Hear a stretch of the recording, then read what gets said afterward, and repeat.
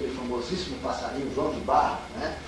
E que pesa a geração dele, ele sempre sabe fazer aquela casinha, né? Ele constrói aquela casinha, do mesmo jeitinho, e sempre procurando as mesmas condições que as gerações anteriores fizeram. É um repeteco sem fim.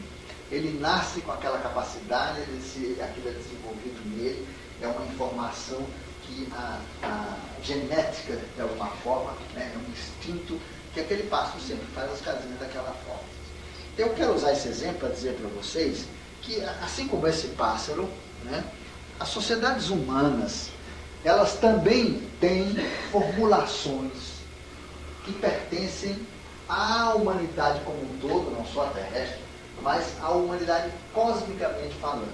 Ou seja, ao imaginarmos uma criatura qualquer, né, então, ao examinarmos, quer dizer, ao entendermos uma pessoa qualquer, que aqui eu vou representar por esse bonequinho aqui, nós precisamos compreender que uma criatura dessa, ela é parte de uma infinita legião de criaturas que nem dá para a gente desenhar quanto tamanho dessa multidão, semelhantes e que habitam o cosmos inteirinho. Nós conhecemos isso aqui na teosofia, por exemplo, e até no espiritismo e outras tradições, nós chamamos de reino humano. Quer dizer, todas as criaturas humanas, indistintamente, que residem nesse sistema solar ou não, nessa galáxia ou não, ou em qualquer outro sistema galáctico, desses infinitos por exemplo, que o sistema Hubble, que está em órbita aí, já descobriu. Os americanos estão empolgadíssimos com o fato de que eles descobriram que as galáxias não são nada mais, nada menos do que partes diminutas de estruturas muito mais amplas. Olha só, né, que brilhante conclusão científica. Né? Uma coisa tão elementar para a intuição, mas que a visão disso, do ponto de vista científico, já é uma coisa um bocado mais elaborada e mais complicada. Agora eu me pergunto, por que a ciência não desconfia que, se existem galáxias tão distantes e todas elas apresentam mais ou menos a mesma estrutura, são semelhantes, por que não seriam semelhantes às inteligências que eventualmente vivem lá e as daqui? Né? Porque a ciência até hoje tem dificuldade de dizer, por exemplo, que se existe gente como a gente, ou qualquer coisa inteligente em algum lugar do universo, essas criaturas seriam necessariamente diferentes de nós. Isso é uma bobagem. É uma bobagem. É só você ver o pessoal que anda descendo de extraterrestres, que andam descendo de naves aí, muitos deles podem andar em Curitiba numa boa, na 15, tomar cafezinho, entrar em banco, ninguém vai notar que é um extraterrestre. São pessoas tão parecidas conosco que alguém no máximo vai achar, puxa, que estrangeiro meio estranho, um pouco alto talvez. Então, olha que sujeito interessante, tem os olhos meio puxadinhos, né? Meio forte, mão grande e tal. Mas no máximo, porque tem também extraterrestres que são muito parecidos conosco e que têm na faixa de 1,75 de altura, eles são muito comuns. Quando estão com as vestes deles, eles usam uma roupa aderente. Agora só não pode andar em bando, aí todo mundo ia desconfiar, porque eles são muito parecidos com os outros. Muito parecidos. Então realmente, mas se anda um sozinho, você não distingue de qualquer habitante daqui. Principalmente se ele vestir uma roupa parecida com a nossa aqui. Portanto, de onde vem esses camaradas? Às vezes vêm de tão longe, e no entanto tem morfologicamente a mesma aparência que temos aqui. Isso é uma das evidências, embora não de importância científica, mas é uma evidência de que esse tipo de manifestação de inteligência, esse tipo de criatura, é na verdade um reino cósmico. Né? Em todas as estruturas galácticas que um dia o Hubble e outros sistemas mais avançados ainda vão descobrir, vai existir gente como nós somos aqui. E interessante é que essas criaturas têm o mesmo histórico evolutivo que nós temos aqui. Essas criaturas todas têm sentimentos semelhantes ao nosso, o mesmo tipo de inteligência, de sensibilidade, ele tem, enfim, um dia até sofreu dos mesmos problemas que a gente sofre. Então são pessoas que também sentem, têm saudade, amam, odeiam, têm raiva, sentem culpa, têm medo. Todas essas mazelas terrestres são coisas que o reino inteiro conhece. Né? Os ETs chamam o reino de Ramnas, que é uma palavra meio difícil de pronunciar, porque é meio nasal e tem um M aqui, ó, Ramnas. Né? Palavra que quer dizer, numa tradução assim meio literal, meio rápida, semente. né? Reino semente. Parece que o cosmos inteiro converge no sentido de produzir uma manifestação de consciência individualizada bastante elaborada, e esse fim de linha do sistema são justamente os Ramnas. Quer dizer, nós somos criaturas que sintetizamos de alguma forma na nossa existência a experiência cósmica. E tanto é que um dia poderemos eventualmente nos transformar em universos inteiros, né? Essa é a grande mensagem extraterrestre, mas que depois a gente vai comentar com mais detalhe. O que importa primeiro é nós compreendermos isso aqui. As criaturas humanas são cósmicas. São cósmicas. E todas elas têm, a gente vai usar expressões, ideias matemáticas, porque para trabalhar com os termos extraterrestres fica muito complicado. Nós vamos dizer que todas as criaturas humanas seguem uma mesma equação, né? Uma mesma equação de manifestação. Né? Todo mundo, toda criatura humana tem uma espécie de fórmula. Vamos usar expressões desse tipo que a gente entende com facilidade. A fórmula da criatura humana é como uma fórmula matemática, vamos dizer assim. Pois o reino dos Ramnas tem uma só fórmula, uma só equação, que se adapta aos diversos sistemas aonde essa criatura vai se manifestar. Todos aqueles que me acompanham aqui sabem de sobra que os ETs faz uma distinção muito importante entre a criatura e a sua manifestação. Né? Então, vamos só para... Os ETs não usam esses quadros. Essas tintas. Nessas horas eles olham para lá, olham para cima, como que fala, que vergonha. A tecnologia desse planeta está um horror. Né? Então, voltando ao que nós falamos. O reino inteiro tem a sua equação própria, a sua fórmula própria. Essas criaturas, elas se adaptam aos sistemas aonde se manifestam e sempre sempre de acordo com uma estrutura básica. O ser, que eu vou representar aqui por essa bolinha, um envoltório, um conjunto trino de envoltórios superiores, né, que são 3, 1, 2, 3, que se articula com outro conjunto de envoltórios ou corpos ou sistemas sensórios inferiores, que são em número de 4. Então está aqui o 7, o 6, o 5 e o 4. Todas as minhas aulas, essa questão é importante nós compreendermos. Até a teosofia e outras tradições também trabalham com um sistema parecido. Muita gente conhece esses corpos superiores aqui com o nome de Eu Sou, né? Ou também chamado Divina Presença. Não importa o nome. E isso daqui, a teosofia chama de quaternário da forma. Outros preferem o nome de personalidade, né? Porque aqui está a nossa dimensão física, a nossa dimensão energética, ou etérica, ou eletrônica, aqui a nossa dimensão emocional, ou áurica, ou astral, e aqui a nossa dimensão intelectiva, ou também chamado mental concreto, ou mente. Né? Então isso aqui é o ser, a sua existência, vamos dizer, entre aspas, real. O cosmos inteiro, as criaturas humanas apresentam essa estrutura. E elas vêm construindo, a partir do ser, elas vêm construindo, primeiro constrói o número 1, depois constrói o número 2, o número 3, constrói essa articulação e começa a vir para o 4, para o 5, para o 6. Um dia a criatura começa a manifestar-se na dimensão física da existência, dimensão que os ETs chamam por esse nome, Ji. Né? O corpo da dimensão física é o chamado Jidan. Né? Jidan pode ser traduzido como sistema sensório adaptado à realidade do mundo físico, a realidade da dimensão ou da idade Ji. Né? Todo o cosmos, ele também se constrói de cima para baixo. O último e mais elaborado produto dessa macroestrutura é justamente essa criatura aqui, porque ela é a última que acontece dentro desse sistema todo de organização do cosmos. Né? Então, à medida que o cosmos avança construindo esses níveis, as criaturas todas elas vêm também construindo-se dentro desses níveis, utilizando corpos segundo as leis vigentes em cada nível desse. A criatura humana também. Ela pega e constrói um corpo no nível 1, constrói o corpo 1. No nível 2, ela constrói o corpo número 2. No nível 3, de manifestação do cosmos, constrói o corpo 3. E assim sucessivamente. Quando chega à dimensão física do cosmos, ele constrói lá o corpo 7, ou Gidan, ou nosso corpito físico que nós temos aqui nessa Terra, por exemplo. Bom, isso aqui são elementos importantes para a gente compreender uma coisa. Bom, essa estrutura, essa forma específica de manifestação de consciência, que nós chamamos aqui de humanos aqui na Terra, na sua equação, na sua fórmula, já existem, dentre tantas coisas que nós relacionamos aqui, existe um negócio chamado, que nós poderíamos batizar de a organização social desses povos. O modelo de organização social.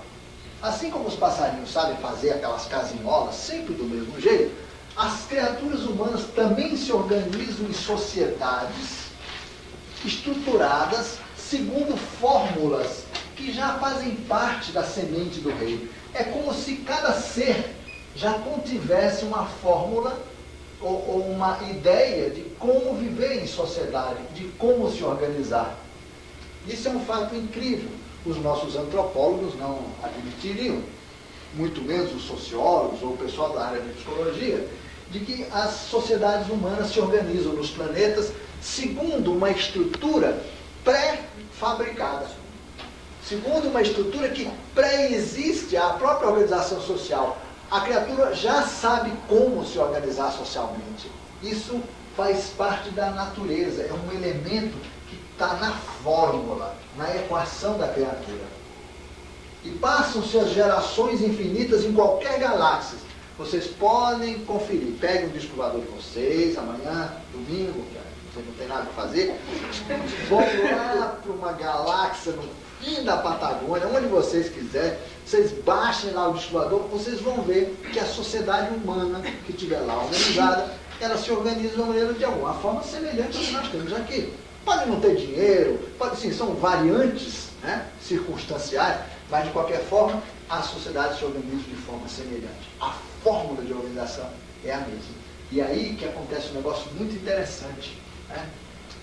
Da mesma forma como a criatura humana, no seu longo caminho evolutivo, um dia se especializa sexualmente, né? O yang e o masculino e o feminino, as sociedades humanas também se polarizam da mesma maneira. Existe um momento na evolução das sociedades humanas em que elas também se polarizam. Elas constroem civilizações yang e civilizações yin. Essas civilizações yin são chamados os povos do tipo Ramamaens. Ramamaens. E esse turma aqui são chamados Sudivines. Portanto, isso aqui não é invenção de um partido político cósmico. Ninguém está aí defendendo bandeiras sobre tipos de organização social. Essas formulações já existem no programa evolutivo do reino humano, da mesma forma que a polarização sexual também. As criaturas humanas fazem uma longa trajetória, mas muito longa, não adianta nada, né? Você vira para o lado, eu viro também. Né? Então, a longa trajetória humana, um dia ela se divide no masculino e no feminino. Passam um longo tempo separados, depois se aproximam, por fim se fundem novamente e aí seguem juntos. Você vê que a criatura humana passa uma época dividida. Existe uma mulher para cada homem. A polarização é assim como um homem para cada mulher. Tem gente atrás do seu par, feito um desesperado. Né? O fato é que a natureza um dia polariza o ser. O ser continua único. É apenas a manifestação dele, numa etapa do processo material, é que ocorre essa divisão aqui. Essa divisão ocorre quando a criatura humana está nos mundos subterrâneos ainda. Porque as criaturas humanas, elas vêm à vida, elas se desenvolvem no plano físico a partir dos mundos subterrâneos. Lá começa um processo que a gente estuda por aqui, nós já demos palestras sobre isso, vocês podem achar nas fitas. Chega um determinado momento, pinta uma criatura chamada Oakes, né? Oakes. Oáquis. Palavra que numa tradução também literal significa brincalhão, né? Divertido, qualquer coisa assim. Oáquis são seres mutantes. Eles nascem filhos de uma criatura anterior a ele, e os filhos deles já não são mais oáquis, já são mutantes também. Portanto, é uma geração de criaturas humanas típicas, muito interessantes, porque é justamente filho dos oáquis que já nasce ou homem ou mulher. O mesmo ser, né, começa a, vamos dizer assim, a ter filhos sexuados. É aqui que ocorre o fenômeno da separação das chamas gêmeas. E isso ocorre no mundo subterrâneo. Essas criaturas já separadas, chamadas alamóis, como os ETs chamam esses seres, alamóis, que quer dizer sonolentos, eles saem dos mundos subterrâneos através das fissuras geofísicas, porque nessa época normalmente os planetas estão numa fase de acomodação geofísica, né? Grandes terremotos, vulcanismo, uma atividade ainda muito intensa, mas eles vão procurando os caminhos até que através das grutas, se instalam nas grutas e começam a ter uma atividade na superfície do planeta. Se desenvolve até que se acomodam à luz do sol, começam a trabalhar de dia e dormir de noite, porque no início é o contrário. Eles dormem ao longo do dia nas cavernas e à noite é que eles saem para caçar. Essa é a fase dos alamóis. Quando eles se adaptam ao dia e dormem de noite, eles já passam para uma outra fase, que é o início de uma civilização, de um grupo chamado girãs. Girãs, palavra que quer dizer predadores. São aqueles que vivem do extrativismo, né? De tirar as coisas que a natureza já dá pronta para ele. Né? É a verdadeira fase do paraíso, né? Os girãs. E os girãs então começam a se desenvolver na superfície, vai embora, um dia constrói foguete, cria a NASA, vai para a Lua e assim por diante. E lá um dia eles abandonam completamente o planeta em que viveram. Os planetas são ninhos, portanto, para as humanidades. Essa história que eu conto para vocês, todas as criaturas humanas de qualquer galáxia vivem a mesma história. A mesma história. Né? E volto a dizer para você, não precisa acreditar. Amanhã, que vocês não tem o que fazer, peguem o disco voador de vocês, vão lá não sei onde, como é que foi a história de vocês aqui? Aí vocês vão ver que a história dos humanos de lá é inteiramente semelhante à história dos humanos aqui. Pois é, de repente de carona é mais fácil. É claro que nós todos que estamos aqui não vivemos esse processo na Terra, porque nós somos originários de outro sistema. A gente, aqui na Terra, fazemos parte de grupos de muitos, somos remanescentes de vários povos distintos, somaram tudo aqui e tem um camarada muito corajoso, muito peitudo, tentando fazer essa coxa de retalho um negócio inteiro. Né? Então, é esse o grande projeto que se ocorre aqui na Terra. Pois bem, gente, assim como, portanto, existe essa polaridade aqui, essa polarização aqui em nível de organização social também existe. Guardem bem essa informação que foi dada aqui. Não se trata, portanto, de uma coisa criada culturalmente, né? Não é o exercício da vida, como nós poderíamos entender antropologicamente, que resulta na criação, no desenvolvimento de dois grandes sistemas sociais, um sud e um ram. Não. Na verdade, essa formulação é parte da natureza ou da maneira como se expressa a criatura no cosmos. Isto é, está dentro da equação humana. Volto a dizer, em qualquer sistema que exista por aí, principalmente os bem avançados, você já vai notar uma grande distinção nos modelos de organização. Ou sud ou ram. E eles têm características bastante diferentes. Bastante diferentes. O termo que nós poderíamos usar para traduzir isso daqui, nós vamos chamar de imperiais. E esses daqui, nós poderíamos chamar de, eu não gosto muito da palavra, mas mais sério, vamos chamar de nômades, livres, ou então, entre aspas, ciganos. Nós temos que falar um pouquinho desses dois regimes de organização. Vocês vão compreender que essas duas coisas existem no coração das pessoas antes que suas sociedades se separem. Né? Portanto, aqui na Terra nós vivemos um estágio aonde a gente tanto é Sud quanto é Rama, mas ainda não tomamos partido, não nos definimos internamente que caminho de organização nós vamos seguir. Mas toda a evolução da criatura, no nível que estamos aqui na Terra agora, começa a haver aquela separação. Vocês vão ver como é que os ETs explicam que a famosa separação do joio e do trigo é exatamente essa separação. Não tem nada a ver com o bem e com o mal. Agora vocês vão entender por que hoje se considera isso aqui mal, né? E por que isso aqui é o chamado bem. E por que esse grupo aqui, isto é, transar os valores ligados ao Rama, significa seguir a ordem do Cristo ou a iniciação crística. É aqui que a vaca e os outros amigos vão para o brejo. A iniciação crística é um fenômeno ligado ao grupo, ao processo Rama Maharaj. É isso que nós vamos tentar compreender nessa palestra. Então, quando a gente fala, vocês vão ver, de iniciação cristã, do anticristo, toda essa confusão, vocês vão ver que, na verdade, é isso aqui que está acontecendo, que não tem nada a ver nem com o bem, nem com o mal.